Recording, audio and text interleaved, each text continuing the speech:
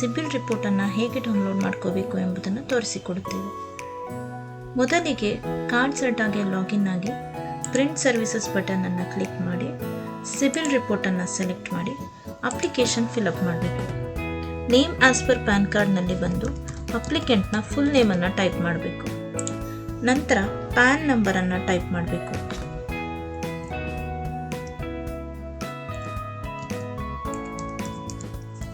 ಇದಾದ ನಂತರ ಪ್ಯಾನ್ಗೆ ಲಿಂಕ್ ಆಗಿರುವ ಅಪ್ಲಿಕೆಂಟ್ನ ಮೊಬೈಲ್ ನಂಬರನ್ನು ಟೈಪ್ ಮಾಡಬೇಕು. ನಂತರ date of birth as per ಪ್ಯಾನ್ನಂತೆ ಡೇಟ್ ಆಫ್ ಬರ್ತ್ ಅನ್ನು ಟೈಪ್ ಮಾಡಬೇಕು. ಇದಾದ ನಂತರ ಅಪ್ಲಿಕೆಂಟ್ನ ಮೇಲ್ ಐಡಿಯನ್ನು ಟೈಪ್ ಮಾಡಬೇಕು. ನಂತರ ಸಬ್ಮಿಟ್ ಕೊಟ್ಟು ಟೈಪ್ ಮಾಡಿದ ಫೋನ್ ನಂಬರಿಗೆ ಒಂದು OTP ಬಂದಿರುತ್ತೆ.